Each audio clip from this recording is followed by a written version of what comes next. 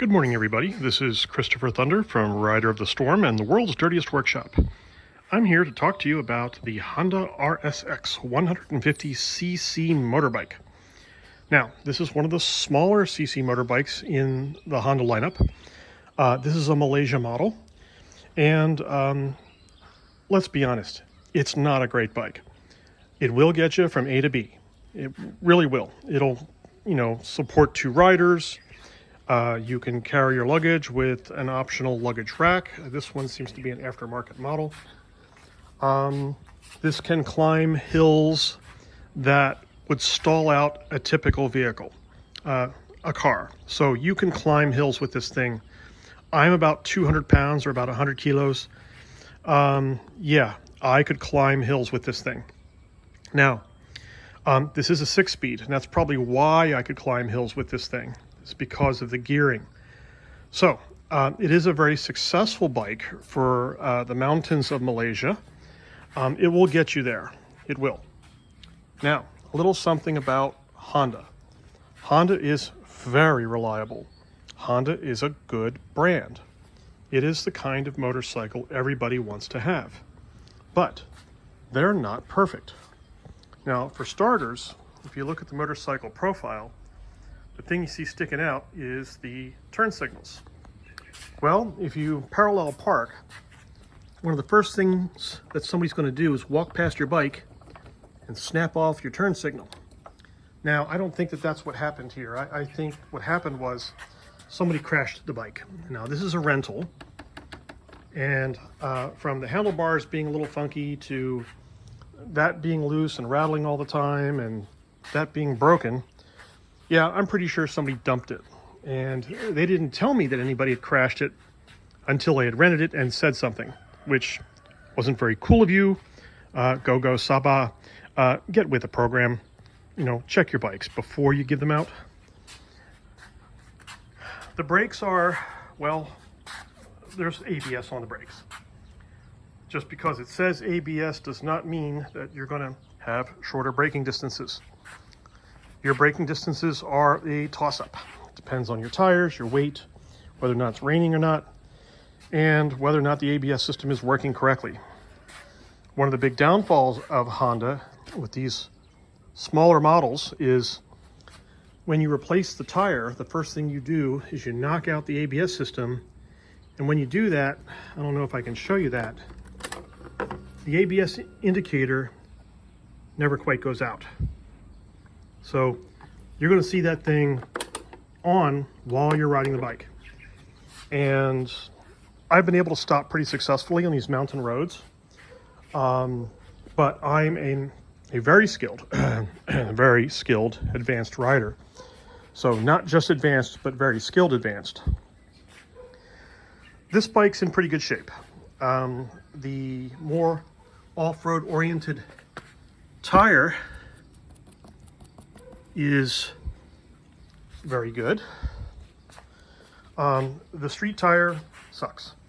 This tire on this bike doesn't do you much good.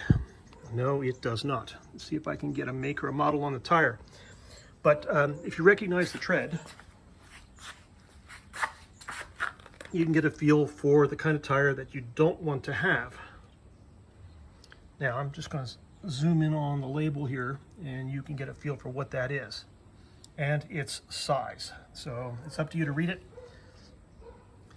And that front tire was okay, but as the terrain got rougher, as the asphalt got rougher, the bike had a tendency to step out as I applied the brakes. The brakes are super touchy. I mean, like ruckus touchy. You have to be very gentle on your initial squeeze and then progressively squeeze. Otherwise, you're going to lock it up right away and crash. The rear brake, just as touchy, really not thrilling. The engine itself is touchy. So you're either hard on the throttle or off the throttle, hard on the throttle or off the throttle, which means you can't ride standing up on this thing. The moment you stand up on those foot pegs and hit the gas, you're going over the bars. It's that touchy.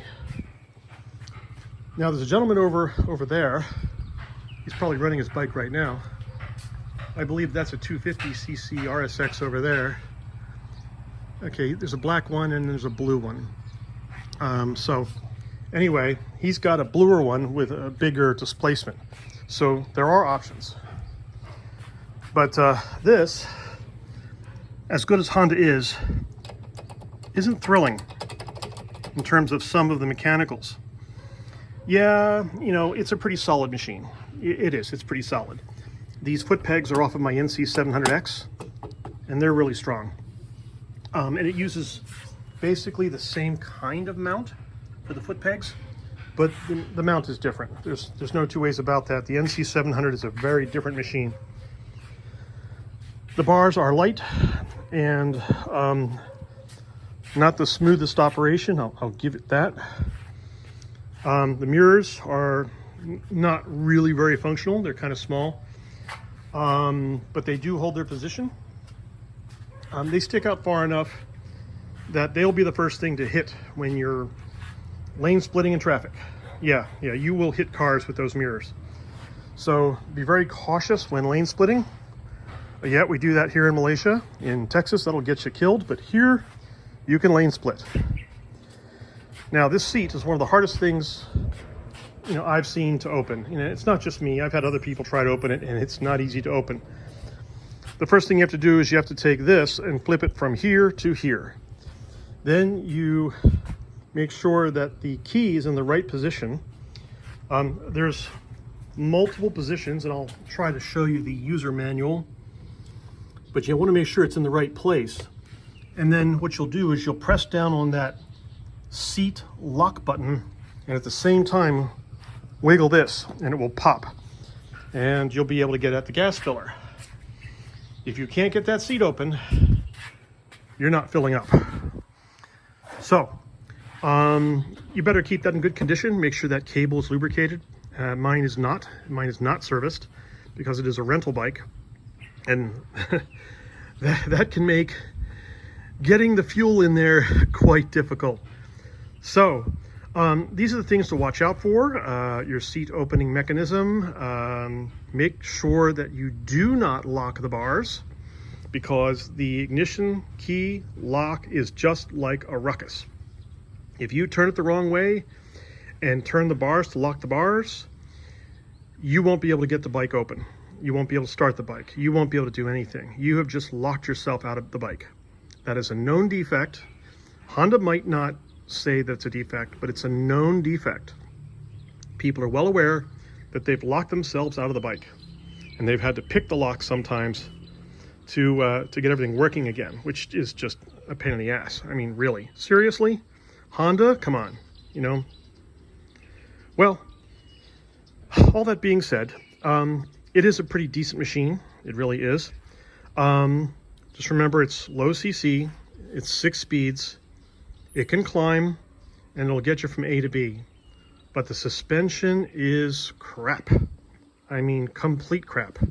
Now, I'm heavy, and I've only got maybe half the suspension travel left once I get on, but it's like a ruckus suspension. It really is terrible. It's hard on your hands, it's hard on your shoulders, it's hard on your spine. It is. The suspension is not good. Scale of 1 to 10, it's a 4. Yeah.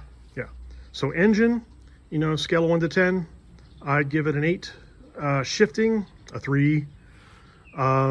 Overall function, 5, somewhere in the middle. Basic functions, give it an 8 or a 9, because it'll get you from A to B, really. But overall function, I'd score it pretty low. Just because as a bigger rider, you know, I can imagine what it's like with 2 people on it. Things get difficult. They do. This bike needs a better suspension, and I've seen smaller CC bikes with better suspensions, namely my brother's. So yeah, and I might show you a picture of that on my Facebook page, Rider of the Storm. Come visit me over there. I'll teach you all kinds of things about all kinds of stuff. It's really a great page. But here on YouTube, you know, I'm going to try and focus on bikes and some of the other things that interest me. Yeah, so would I recommend this bike? Yeah. For getting from A to B? Yeah. If you don't know much about motorcycles? Yeah, this is a good choice. If you're planning on using it for anything like long distance riding, no, don't do it. Your bum will hurt. I was out for 4 to 6 hours and my rear end hurt. That seat is awful. Yeah, my shoulders hurt, my elbows hurt, my wrists hurt, my bum really hurt. But from A to B, yeah, it's a great bike. Not a performance bike, not an endurance bike. Mechanically, so-so, right? The 700cc DCT models, wow, they're mechanically great. I'm talking about the Voltus, for example, mechanically nearly perfect machine. The body panels are a little funky, but hey, that's a great bike. And the bike that you'll see on my channel, that's a great bike too. The XR650L, a great bike as well. So keep in mind that Honda makes great machines. This one, not so great, but it'll get you from A to B. I'd like to thank you for watching Christopher Thunder from the world's dirtiest workshop and Rider of the Storm. Thanks for watching. Bye-bye.